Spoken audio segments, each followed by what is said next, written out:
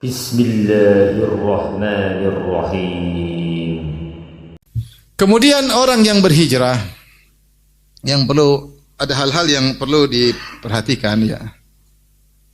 Di antaranya hendaknya dia belajar. Hijrah itu perlu belajar. Makanya ketika Rasulullah SAW ditanya tentang ma'danil Arab, yaitu mana kabilah Arab yang terbaik, maka Rasulullah SAW berkata, khiyarukum fil jahiliyah, khiyarukum fil islami idza faquhu. Kata Nabi SAW, sebaik-baik kalian ketika jahiliyah. Jahiliyah kalian dulu sebelum datang Islam, di antara ada yang baik, ada yang kurang baik. Ada yang kabilahnya hebat, ada yang jagoan, ada yang dermawan. Tapi kalian tidak ada yang kenal Islam.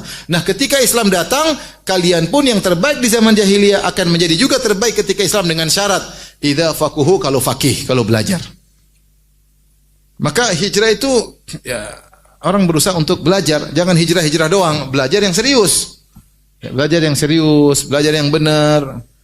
Jangan cuma hijrah, cuma senang-senang, cuma pingin dekat ustaz, tapi dia tidak belajar. Ya. Akhirnya hijrah tapi ria, pamer, jangan. Hijrah yang serius, ikhlas karena Allah. Kita sekarang mulai dari nol, banyak hal yang harus kita perbaiki. Sebagian orang hijrah tapi dia ingin tampil juga. Dia sudah karena dia dulu terkenal, dia ingin setelah hijrah tetap terkenal. Hijrah belajar. Berarti kalau kau tetap aja ingin eksis sebagaimana sebelum hijrah, kau tidak totalitas, tapi hijrahmu karena duniawi, masih ragu-ragu. Demikian juga kita dai, kalau ada hijrah jangan juga kita kemudian buat dia nanti dia imannya enggak kuat. Kalau kita dai jangan orang kita pamerkan dia, kasihan dia juga kadang-kadang enggak kuat, dia ria, dia ujub, kan kasihan. Kita suruh belajar. Enggak usah dia harus selalu tampil, memang sebelum hijrah suka tampil, setelah hijrah pun kita tampilkan. Kasihan dia. Dia baru mau belajar, kita sudah suruh tampil nanti dia kalaupun dia punya ilmu kadang-kadang dia ria, ujub dan macam-macam, kasihan.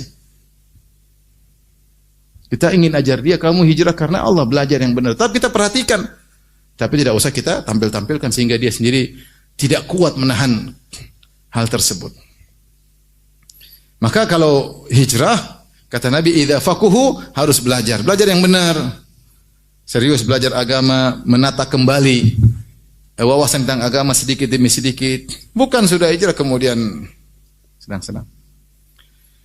Yang berikutnya, kalau sudah hijrah, jangan menampilkan juga masa lalu yang buruk. Kita kan kalau punya masa lalu yang buruk, kita sembunyikan, tidak boleh. Rasulullah larang. Tidak, kecuali ada maslahatnya untuk motivasi orang, enggak apa-apa.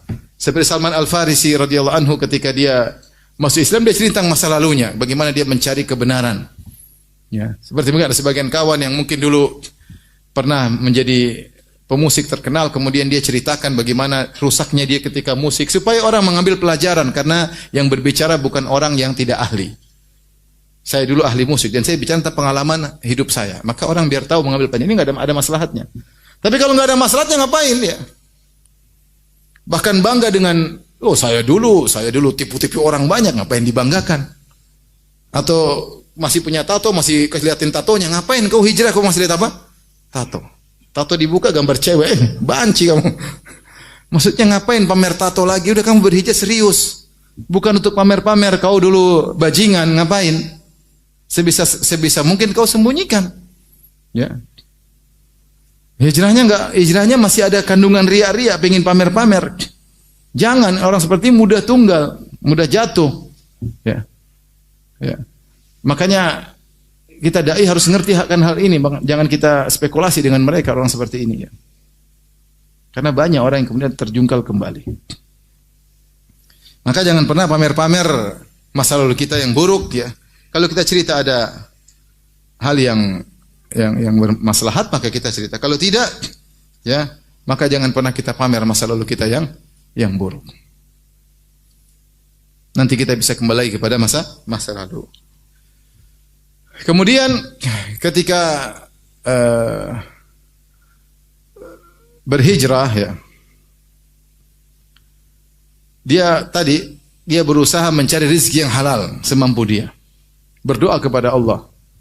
Mungkin setelah dia tadi hijrah dari rezeki yang haram, ya, maka dia menangis minta kepada Allah salat malam, insyaallah Allah akan kasih solusi. Karena Allah berfirman, "Yattaqillaha yaj'al lahu makhraja." Siapa yang bertakwa kepada Allah, Allah pasti kasih apa? Solusi. Wa yarzuquhu min haitsu la yahtasib. Dan Allah akan beri dia rezeki dari arah yang tidak dia sangka-sangka. Itu pasti. Tinggal kita takwa atau tidak. Maka seorang berjuang salat malam, berdoa kepada Allah, menangis, berbulan-bulan minta kepada Allah, pasti ada solusi. Bilang, ya Razzaq, wahai pemberi rezeki. Aku meninggalkan rezeki karena Engkau ya Allah rezeki yang haram.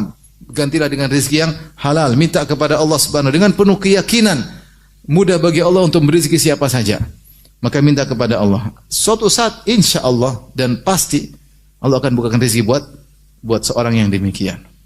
Tiap malam dia bangun, dia ketuk pintu. Tiap malam dia ketuk pintu. Tiap malam dia ketuk pintu. Sepertiga malam terakhir orang semua sedang tidur, dia bangun merengek-rengek ketuk pintu Allah.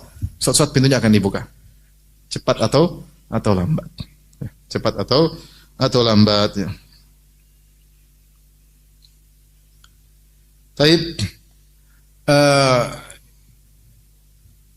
perbanyak ibadah ya, perbanyak ibadah karena Allah sudah menjamin siapa yang beriman dan beramal soleh pasti tidak gelisah. Kata Allah Subhanahu wa taala, "Man amila salihan min dzakarin aw unsa wa huwa mu'min, falanuhyiyannahu hayatan thayyibah."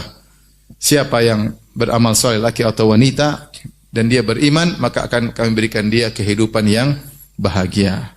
Dia pasti bahagia jika dia benar imannya, jika benar takwanya, jika dia beramal saleh. Orang hijrah mulai dia menata dirinya beramal saleh karena sudah lama bertahun-tahun dia dalam kegelapan. Maka ini kesempatan bagi dia untuk perbaiki diri ya. Jangan hijrah kemudian masih senang-senang. Oke lah mungkin, tapi ada tahapan. Ada orang hijrah tapi senangnya masih jalan-jalan terus, foya-foya terus, ustadznya juga memfasilitasi. Kapan dia totalitas begini? Masih suka happy-happy, masih suka dilihat orang, jadi perhatian orang. Ngapain seperti itu? Ya boleh, tapi kita ngarahin, jangan gini terus. Jadi pingin hijrah, tapi pingin kesenangannya tetap legal. Maksudnya, jangan begitu. Kita yang dai kita arahkan. Jangan kita malah melegalkan kesenangannya ya. Akhirnya malah dai-nya yang diajari untuk bisa senang-senang sama dia. Ini repot, jangan. Kita punya amanah di hadapan Allah mengimbing orang untuk menjadi lebih baik. Ya mungkin secara bertahap benar, tapi jangan terus bertahan pada hal tersebut, harus naik pangkat.